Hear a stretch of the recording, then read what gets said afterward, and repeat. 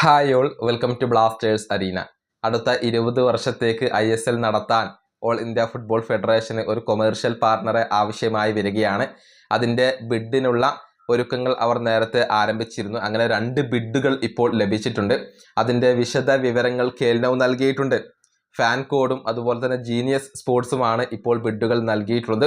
ഇതിൽ ഏറ്റവും വലിയ ബിഡ് വന്നിട്ടുള്ളത് ജീനിയസ് സ്പോർട്സിൻ്റേത് തന്നെയാണ്. അതായത് 20 വർഷത്തേക്ക് 2000 കോടി രൂപയുടെ ഒരു ബിഡാണ് അവർ നൽകിയിട്ടുള്ളത്. ആകെ 20 വർഷത്തേക്ക് 2129 കോടി രൂപ ചിലവഴിക്കാൻ ഇപ്പോൾ ജീനിയസ് സ്പോർട്സ് തയ്യാറായി കഴിഞ്ഞു എന്നാണ് അറിയാൻ സാധിക്കുന്നത്.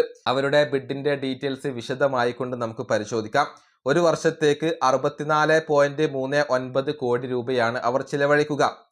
അതിൽ ഓൾ ഇന്ത്യ ഫുട്ബോൾ ഫെഡറേഷന്റെ 20% അപ്ഫ്രണ്ട് ഷെയർ ആയിക്കൊണ്ട് ഒരു വർഷത്തേക്ക് 12.87 കോടി രൂപയാണ് വരുന്നത്. Annual increment 5%. Total spending in 20 years അഥവാ 20 വർഷത്തേക്കുള്ള ആകെ സ്പെൻഡിങ് 2129 കോടി രൂപയാണ്. 20 വർഷത്തേക്ക് ഓൾ ഇന്ത്യ ഫുട്ബോൾ ഫെഡറേഷന്റെ ഷെയർ വരുന്നത് 425 കോടി രൂപയാണ്. അതായത് ജീനിയസ് സ്പോർട്സ് നൽകിയ ഈ ബിഡാണ് ഓൾ ഇന്ത്യ ഫുട്ബോൾ ഫെഡറേഷനെ സംബന്ധിച്ചിടത്തോളം ഏറ്റവും കൂടുതൽ അനുകൂലമായ ഒരു കാര്യം. ഇനി ഫാൻ കോഡ് നൽകിയ ബിഡിന്റെ ഡീറ്റെയിൽസ് നമുക്കൊന്ന് പരിശോധിക്കാം.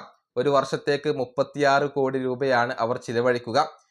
ഓൾ ഇന്ത്യ ഫുട്ബോൾ ഫെഡറേഷന്റെ 20% അപ്ഫ്രണ്ട് ഷെയർ ആയിക്കൊണ്ട് ഒരു വർഷത്തേക്ക് വരുന്നത് 7.2 കോടി രൂപയാണ്. Annual increment 5%.